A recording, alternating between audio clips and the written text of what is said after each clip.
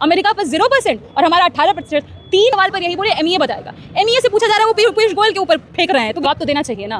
पर प्रधानमंत्री जी तभी आते हैं जब मोनोलॉग करना होता है। अच्छा, संसद में प्रधानमंत्री नहीं गए, वो कहा कि विपक्ष की महिलाओं से उन्हें खतरा था। खतरा बना रहे हैं आप। हाँ, मैं देख रही थी डिबेट्स में तो कुछ लोग ये कह रहे थे महिला सांसद दांत काट लेती, मतलब दांतों से खतरा है। तो महिला जो विपक्ष की सांसद है वो अपना दांत निकलवा के जाए संसद में, सवाल ये है। तो मतलब अब प्रधानमंत्री को अगर संसद के भीतर खतरा है तब काहे प्रधानमंत्री भाई?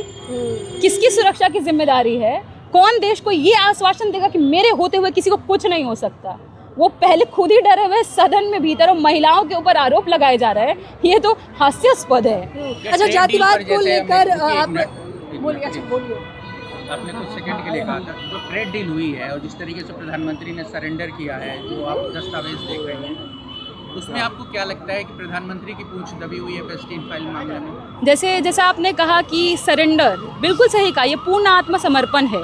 आत्मसमर्पण नहीं होता तो इस देश में कभी ऐसा नहीं हुआ कि एग्रीकल्चर का सेक्टर जो कृषि का क्षेत्र है वो दूसरे देशों के लिए खोल दिया जाए, वरना इस देश के किसानों का क्या होगा? ऐसे ही आप देख लीजिए आंकड़े उठा के, हर दिन मुझे जहाँ तक मालूम है कि हर घंटे एक किसान की हत्या, मतलब आत्महत्या कर रहे तो वो हत्या ही है ना। आप वहाँ खोल दे रहे हैं। जगजीवन राम कृषि मंत्री हुए उस समय में भी कितनी कोशिशें हुई, वर्ल्ड ट्रेड ऑर्गेनाइजेशन ने भी इतना प्रेशर किया, तब भी कृषि का क्षेत्र नहीं खोला गया था। अक्टूबर की मैं आपको घटना बता रही हूँ, कपास जो कॉटन होता है उस पर इम्पोर्ट ड्यूटी घटा दिया इस सरकार ने। अमेरिका से जो कपास आ रहा था अब शून्य कर दिया है। किनके ऊपर प्रेशर बनेगा? किनके ऊपर किनकी समस्याएं बढ़ेंगी? किसानों की। तो एक तरीके से पूरा आत्मसमर्पण ही है। अमेरिका पर 0% और हमारा 18%, 3% से 18% जो गया है, तो अगर इसको हम लोग विश्व गुरु होने का एक पैमाना मान रहे हैं तो ये तो बेवकूफ़ी हुई ना, ये बेवकूफ़ी है। जैसे एक बात और भी आई कि अगर पीयूष गोयल से पूछा जा रहा है कि रशियन एमईए मामले में, तो एमईए बोल रहे हैं, एमईए से पूछा जा रहा है तो उधर बोल रहे हैं।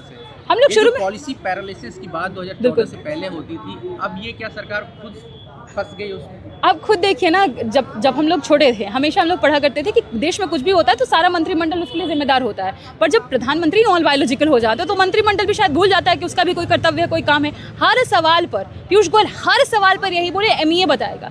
एमईए से पूछा जा रहा है वो पीयूष गोयल के ऊपर फेंक रहे हैं। तो बेसिकली ये कि ये बॉल इधर उधर कोर्ट में दूसरे के कोर्ट में फेंकी जा रही है। किसी को काम से अगर आपने कोई डील लाई है देश के लिए, आपको तो गर्व से बताना चाहिए मैंने क्या किया नहीं किया।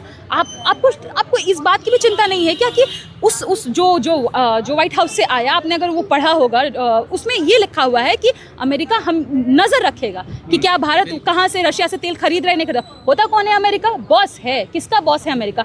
हम नहीं मानते कि कोई भी देश किसी के ऊपर इस तरीके से अपना वर्चस्व बढ़ा सकता है या सुना सकता है। प्रधानमंत्री मोदी जी को सामने आना चाहिए, जवाब देना चाहिए सवालों का। अभी मंत्रियों के ऊपर डाला हुआ है हर कुछ। कहीं तो रेलवे का फीता कट रहा होता तो अश्विनी वैष्णव की जगह प्रधानमंत्री होते थे, अभी कहाँ है प्रधानमंत्री जी? अब तो सिर्फ मंत्रियों पर डाला जा रहा है, मंत्री भी कहीं और फेंक रहे हैं। यही बात तो कह रहे हैं भाजपा वाले, भगवान का अवतार है मोदी जी, वेस्टीन फाइल में कैसे उनका नाम आ जाएगा? मोदी जी जहाँ तक मैं मानती हूँ खुद को महामानव ही समझते हैं, जैसा उन्होंने खुद भी बताया कि मैं नॉन बायोलॉजिकल हूँ। सवाल ये है कि देश के प्रधानमंत्री जब ऐसी ऐसी घटनाएं हो रही हैं, बहुत इनके लोगों का नाम भी उसमें आया है, जवाब तो देना चाहिए ना। पर प्रधानमंत्री जी तभी आते हैं जब मोनोलॉग करना होता है, कुछ परीक्षा पे चर्चा करनी होती है, पर जब अहम मुद्दे आते हैं वो गायब हो जाते हैं, वो मलेशिया चले जाते हैं, कहीं ना कहीं होते हैं। मतलब ऐसी ज़िंदगी सबके पास होनी चाहिए कि आप काम ना करिए, काम के बदले आपको हर सुकून आराम सब कुछ मिले।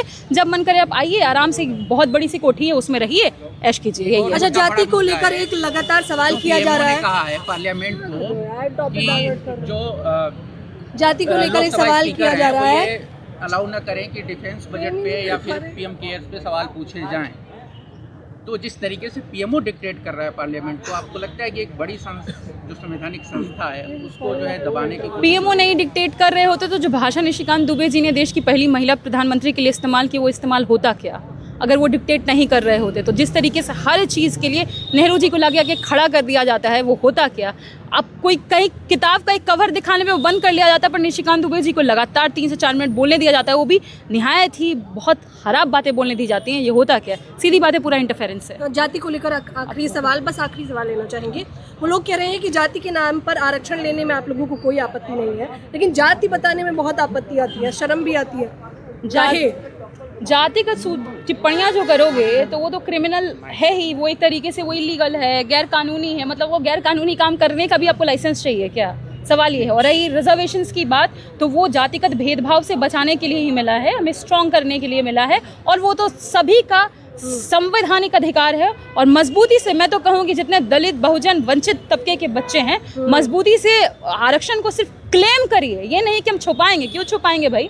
जब हमारे साथ सदियों का शोषण हुआ है, सदियों से जातिगत भेदभाव हुआ है, तो फिर उसका जो हमें बाबा साहब ने एक इंस्ट्रूमेंट दिया, औजार दिया कि आप अपने आप को मजबूत करिए, उसको डंके की चोट पर लीजिए, असर्ट कीजिए।